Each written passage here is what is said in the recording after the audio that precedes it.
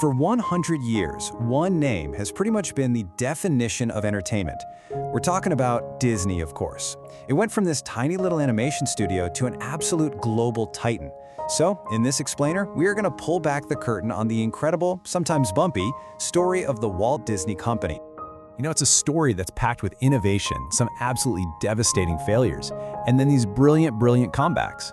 But really, it all boils down to one question, right? How did one little mouse, just one cartoon character, build a global empire of theme parks, TV, and blockbuster movies? It seems almost impossible. All right, so here's how we're going to break it down. We're going to look at this in 5 parts. First, from mouse to masterpiece. Then we'll see how they went beyond the drawing board. After that, a huge comeback story in An Empire Reborn. Then comes the Age of Acquisition, which is a total game changer. And finally, we'll get right up to today with the battle for streaming. Okay, so let's dive into part 1, from mouse to masterpiece. We're heading all the way back to 1923. You've got 2 brothers, Walt and Roy Disney, starting an animation studio. But you know, the first huge lesson they learned, it wasn't about animation at all. It was about business, and it was a hard lesson. So check this out. This one moment, it's a total disaster that somehow leads to their greatest success. Walt's first big hit character wasn't Mickey, it was this guy, Oswald the Lucky Rabbit. He was super popular. So Walt goes to his distributor, Universal Pictures, and asks for a bigger budget. And you know what Universal did? They basically said, thanks, but no thanks. Oh, and by the way, we own the rights to Oswald, so he's ours now. They even poached most of his animators. It was brutal. But from that painful lesson, Walt realized he had to own his creations. And that's when he came up with Mickey Mouse, a character that would be 100% his. This right here becomes the bedrock principle of the entire Disney company. You have to own your own IP. Okay, so Mickey is a huge success, right? But Walt Disney, he was never the kind of guy to just sit back and relax. He wasn't happy just making short cartoons. No, he had this absolutely radical, and to everyone else, frankly, terrifying idea. A feature-length animated movie. Nobody had ever done it before. The entire industry, even his own family, thought he was completely nuts. They were so sure it would bankrupt him, they literally called it Disney's Folly. But guess what? Disney's Folly turned out to be an absolute triumph. Snow White was a global sensation. It brought in an incredible $8 million at the box office. I mean, to put that in perspective, that made it the highest-grossing film of its time. This one insane, risky bet didn't just save the company, it completely changed the game.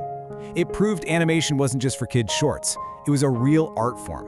And just like that, Disney was a Hollywood powerhouse. So, with their films killing it at the box office, Disney started to think bigger, way bigger. It was time to look beyond the drawing board. This next chapter is all about ambitious expansion, but it's also about a huge question. Could the Disney magic survive without the man who created it?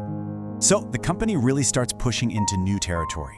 First, they jump into television in the 1950s. Then comes this totally revolutionary idea, Disneyland. The park opens in '55, it's a huge hit. Walt Disney World follows in '71. But then, the unthinkable happens. Walt dies in 1966, and you can just feel the company lose its creative compass. The projects didn't stop, but that special spark, that magic, it just started to fade. And you know what else faded? The profits. I mean, the very heart of the company was in real trouble. The animation department, the thing that started it all, was just a shell of what it once was. You can see the staff just plummeted. By the early '80s, Disney was just adrift. Creatively bankrupt, financially struggling, and that made them a perfect target for a hostile corporate takeover. But, you know, sometimes a crisis is exactly what you need. And this crisis, it sets the stage for one of the greatest comeback stories in corporate history. So with the company facing a hostile buyout, the board makes a huge move. They bring in new leadership, a team made up of Michael Eisner and Frank Wells. And these guys engineered a turnaround that was nothing short of spectacular. And just so you understand how deep a hole they were in, look at this number. In 1983, the year before this new team took the reins, Disney's operating income was a negative $33 million. They weren't just struggling, they were actively bleeding cash. Now hold on to your hats. Just 4 years later, look at that, a complete 180, a positive operating income of $130 million. So how on earth did they do it? Well, they revitalized the theme parks, they launched a bunch of hit TV shows, and this is the big one, they poured a ton of money and resources back into the department that had been left to rot, animation. And boy, did that investment pay off. It kicked off an era that we now call the Disney Renaissance. It all started with The Little Mermaid in '89, and then boom, Beauty and the Beast, Aladdin, The Lion King, just one massive hit after another. These weren't just movies, they were cultural events that completely restored Disney's reputation as the absolute masters of storytelling. All right, so that brings us to our next major chapter, the age of acquisition. In 2005, a new CEO, Bob Iger, takes over, and his strategy is basically to take that lesson Walt learned the hard way back in 1928 and put it on steroids. The thinking was pretty simple and pretty brilliant. If you can't create all the best characters in the world yourself, well, then you go out and buy them.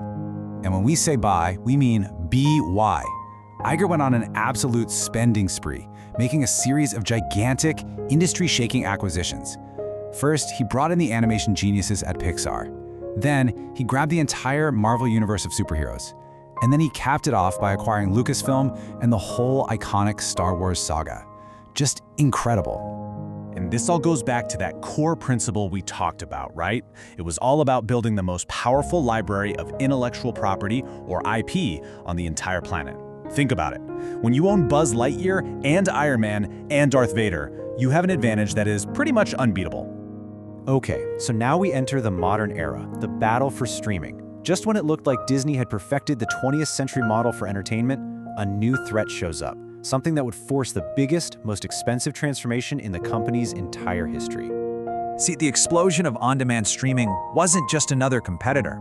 It was an existential threat. It attacked the very foundation of Disney's business, everything from movie theater ticket sales to its profitable cable channels. To survive, Disney had to do something drastic.